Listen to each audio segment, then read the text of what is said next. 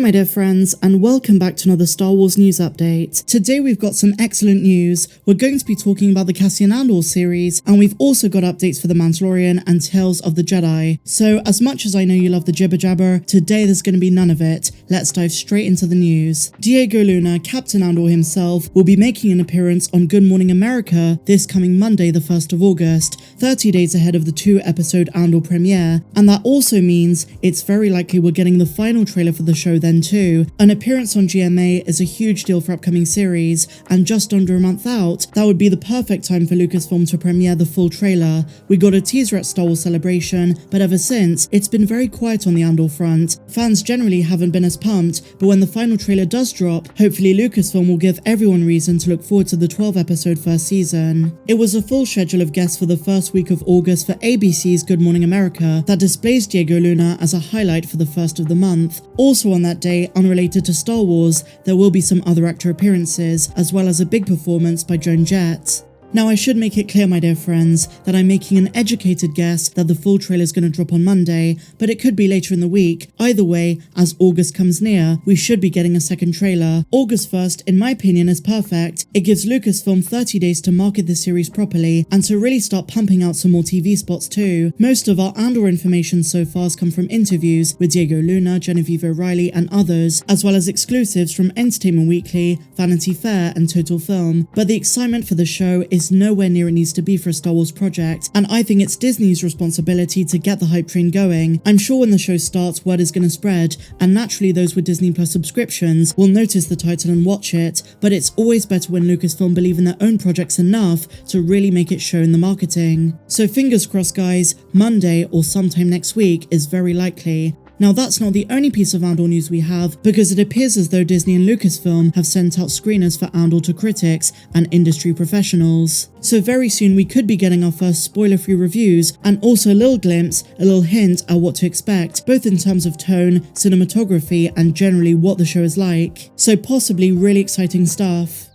So now, my dear Mandalorians, we have some Mandalorian news. Pedro Pascal sat down with Entertainment Weekly to discuss what it's like being Din Djarin in a newly published interview. We're gonna talk about the substance in just a moment, but two things that stood out right off the bat is just how much we need the Mandalorian again. I missed the show so much. They kept showing Mandalorian Season 2 trailer footage, and even though I do use clips of it in my videos, I really haven't gone back to properly rewatch it since I covered it on the channel nearly 2 years ago. And can we just take a moment to appreciate how insanely epic that trailer was, the dark vibe, the armorer's voice, and just the mystique of it. We had so many theories and questions going into it. There was so much anticipation and speculation leading up to Season 2. And the other thing I noticed is how passionate Pedro is. I knew he was a Star Wars fan, but in so many ways he embodies Din Djarin just by being himself. It really is quite wholesome to watch. I love that he's a Star Wars fan, and hearing what Celebration and what the Star Wars fandom means to him was really nice. So the big question is, what was revealed in this interview? What's new? Well, just as Natasha Liu did the other day for the Ahsoka show, Pedro Pascal praised Dave Filoni and Jon Favreau. More specifically, their single united vision for the series and where it's all heading. He also talks about his amazement that those two creatives turned a faceless Mandalorian into such a compelling character, even when Pedro himself had doubts if audiences were even going to care. In his own words, he said he wondered if the richness of the parent-child relationship, obviously he's talking about Din and Grogu, would reach and appeal to wider audiences. Well, the answer is a resounding yes. Those two are the winning equation of the show, something so universal, so human, and really touches the heart of anyone who's seen the show, and it's very clear that Pedro Pascal understands that magic, and that is pretty much the gist of what Pedro Pascal said.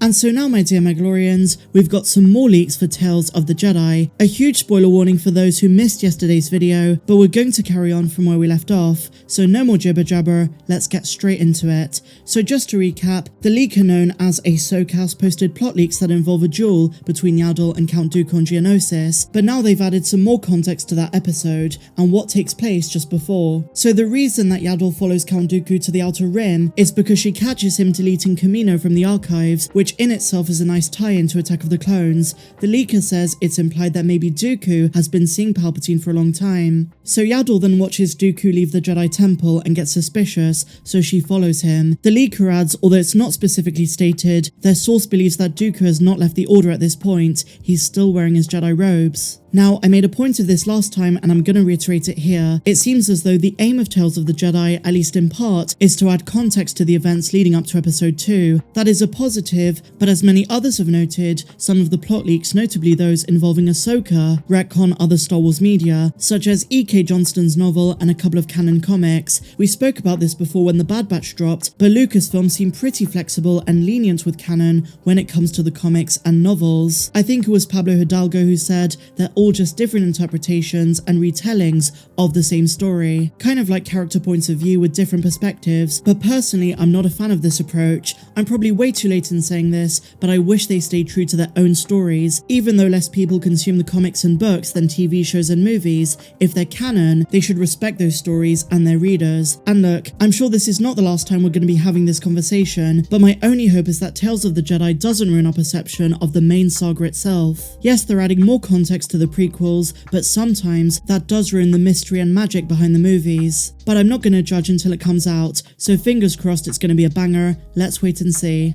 And so one last thing guys, what do you think constitutes a background character? That seems to be a new debate that's been sparked by our latest community question. I asked you guys, who is your favourite background Star Wars character? And if you didn't answer in that question, let me know in the comments down below. But there were some truly awesome answers. Some folks took background character to mean side character, and while they're not exactly the same thing, it doesn't matter, as long as you didn't answer with a main character. My personal favourite answers amongst the replies included Mo Maune Don, the Ithorian from the Mos Eisley Cantina. We had quite a bit of love for Bossk, Rhys, but an overwhelming majority of folks seem to have chosen Hondo Ohnaka. I loved him in the Clone Wars, but for me, it was the Star Wars Rebels version that really got me into the character, especially the comedic side when he teamed up with Melch. And as many others have expressed, I too hope he comes into live action. The Ahsoka series would be a very fitting place for him to come in. And for those who are unaware, there is quite a bit of canon documenting Hondo's adventures as far into the future as the sequel trilogy, so he's around for a long time. Now, considering Filoni's push to bring his characters into live action, Hondo fits the bill perfectly, and I think he should join the party at some stage. During the time period of The Mandalorian, it's not really certain where he is. At an unspecified point after the Battle of Andor, he is on Takodana with Maz Kanata. I mean, why else do you think they called her the Pirate Queen? She had a reputation for allowing pirates and smugglers to reside in her castle. So hopefully we do see him in live action at some stage. And as I said guys, if you did not answer the community tab, let me know down below who your favourite side character or background character is from the Star Wars universe. If you enjoyed this video guys, please be sure to give me a big fat thumbs up. Why not subscribe to the channel if you're new, and if you want more videos not found here on YouTube, including a brand new video of me playing the Book of Boba Fett on guitar, then click the link down there in the description. But until the next one my dear friends, may the Force be with you always. I'm Star Wars Meg, have a good one.